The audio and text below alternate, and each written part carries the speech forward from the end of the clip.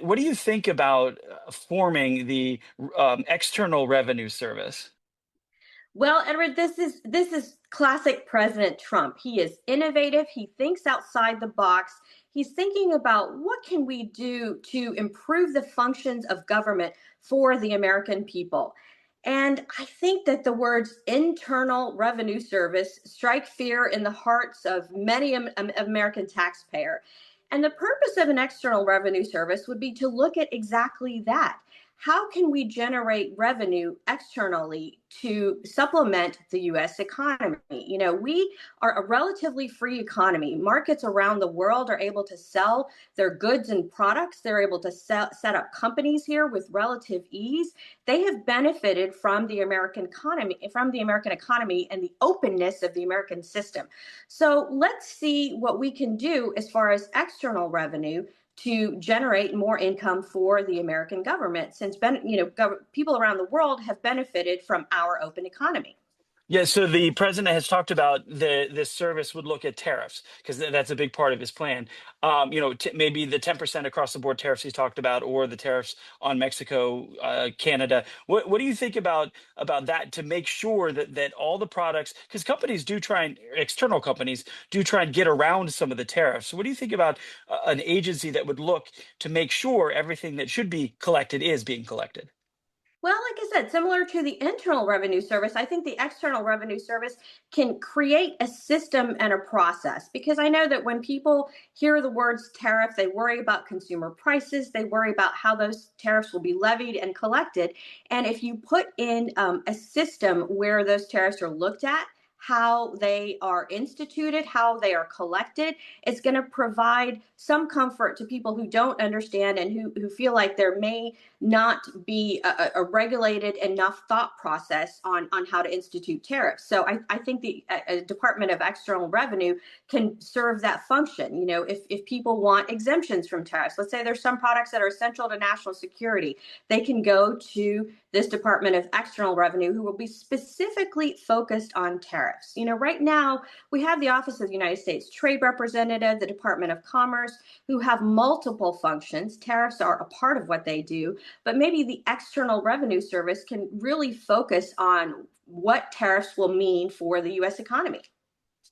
Could it also be an agency that might figure out a way to generate other revenue from external sources? Absolutely. I mean, as we've heard, President Trump is looking at the Panama Canal. The Panama Canal is something that was funded and created by the United States government.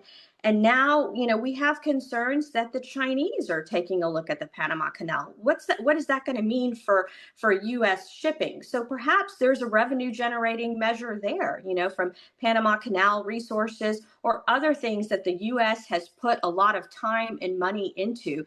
Where are we going to reap the rewards or the benefits of the investments that we've made all over the world? Switch gears just a little bit. Do you think tariffs are going to have a big impact on prices when the president gets in office?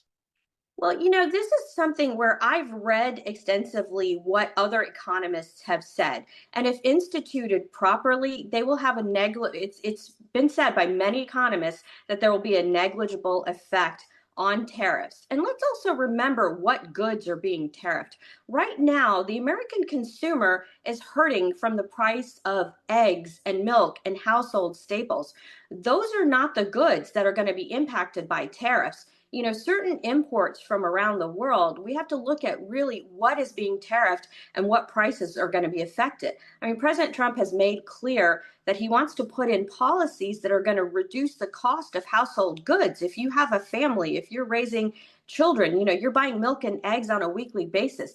How can we manage policies that will impact the price of those goods positively? So when we talk about tariffs, let's look at what goods are being tariffed and what effect it's going to have on the economy. But the overall conclusion of many economists is it will have a slight effect. And if implemented properly, that effect won't be felt sharply by the consumer. And some of it's on companies as well, right?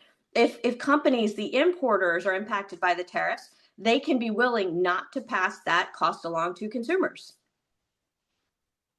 Exactly. And I want to ask you specifically about tariffs on Mexico, because I think that that would really devastate their economy, right? Because they are so reliant on the US and can't afford some of these things.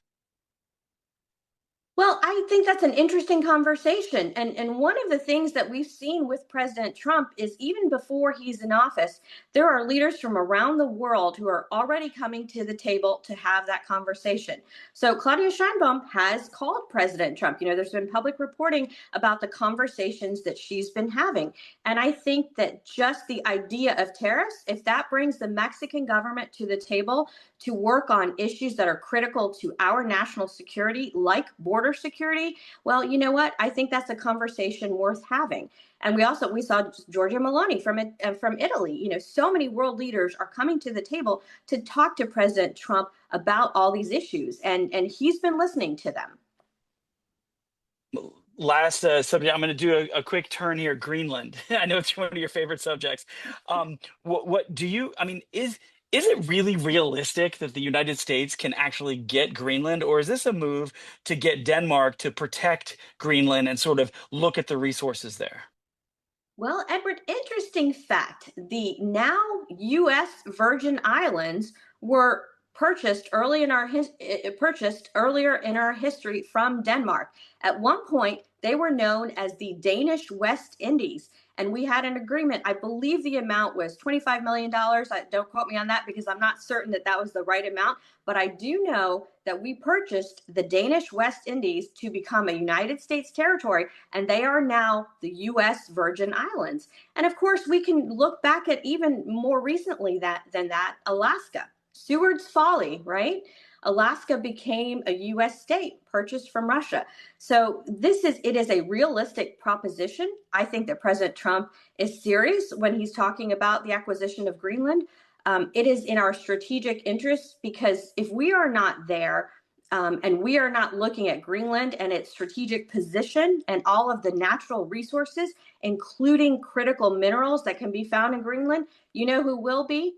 The Chinese government. So that's one thing that people need to keep in mind about these outlying issues like Greenland is if we are not there, the Chinese and the Russians will be. It is in the interest of our national security that we consider this seriously. Let me ask you this. I've heard a number of things because of the melting polar ice caps. It's opening up possibly a trade route that goes around Greenland. Is that more of an interest long term, or are the natural resources in your mind more of an interest in Greenland? I think it's all of an interest, whether trade routes or military routes. Remember, the Chinese have been buying ports or making inroads into using ports around the world. They have an interest in a port in Sri Lanka, a port in Portugal. So, again, the Chinese military is looking at whether it's lanes that are used for trade and shipping or for Navy and military reasons. I think that both the Chinese and the Russians are looking at that. So it's strategic, it's economic, and it's a matter of the minerals that we need to catch up. We need to catch up with the Chinese on critical minerals. The United States is falling short in our supply of critical minerals, which, as you know, are not only for commercial uses, but they're for military uses as well.